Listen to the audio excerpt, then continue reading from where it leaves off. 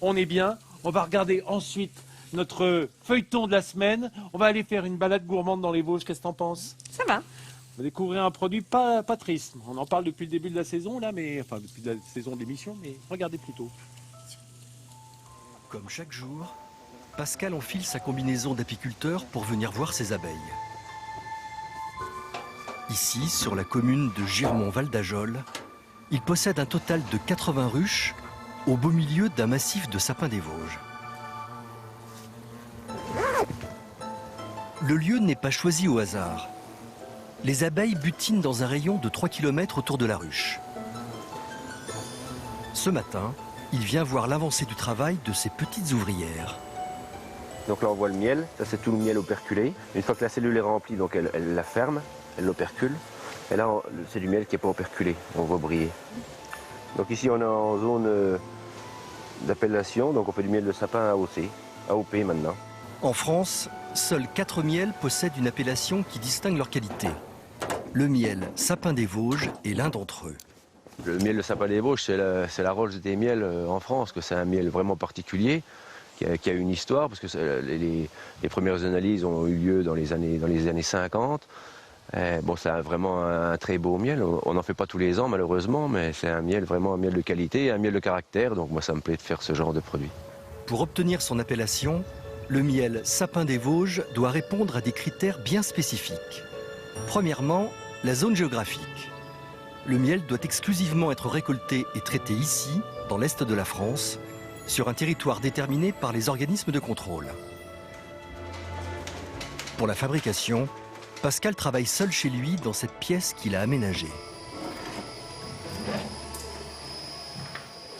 Ça, c'est un miel que j'ai récolté il y a une semaine. À ce stade, il ne peut pas encore savoir si son miel obtiendra l'appellation. Mais déjà avec la couleur, l'odeur et la texture, il a sa petite idée. Il est plus foncé que par exemple du miel d'acacia ou même du miel de montagne. Il est en général plus épais.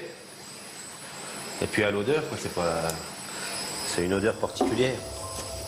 Chaque cadre est déposé dans cette machine. Des lames désoperculent la fine couche de cire déposée par les abeilles, libérant ainsi le miel. Pascal installe les cadres dans cette centrifugeuse. Un procédé tout simple qui permet à Pascal d'en extraire 200 kg en 2 heures. Le miel est brun foncé, au reflet parfois verdâtre. Il est liquide avec un goût maltais. Et à chaque fois qu'il le goûte, Pascal en est fier. Il est très bon. Pour être sûr d'obtenir l'appellation sapin des Vosges, les artisans doivent faire appel à un laboratoire d'analyse.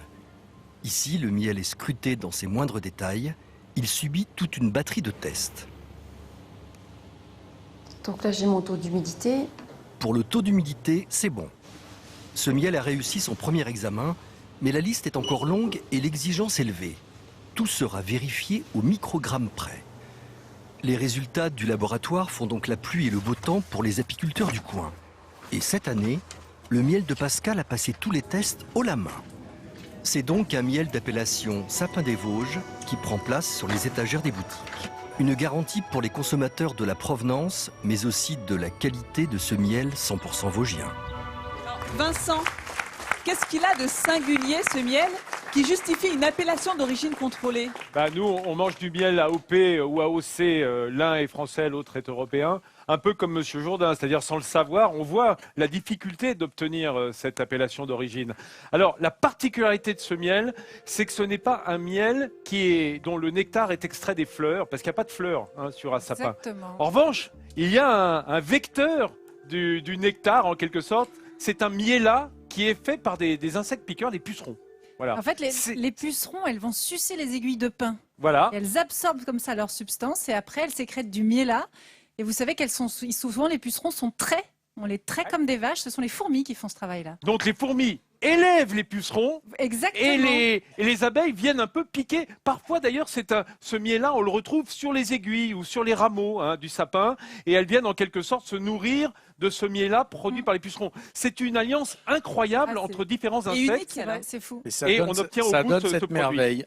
Et alors, on voit d'ailleurs la différence de couleur des 3 miels, de sapin, d'acacia et celui-ci de tilleul. Et le miel de sapin, mais le miel en général, a des propriétés antiseptiques. Absolument. Et c'est vraiment, autrefois, on mettait sur les brûlures, on se mettait un petit peu de miel pour ses propriétés antiseptiques. Aujourd'hui encore, certains hôpitaux traitent les brûlés avec du miel. Et ce miel, il est parfait aussi pour adoucir la gorge. Une cuillère tous les matins, ça préserve de plein de maux pendant l'hiver. Et puis c'est un sucre qui est beaucoup plus assimilable que le saccharose, hein, vraiment Oui. pour la À conseiller, diététique. hein,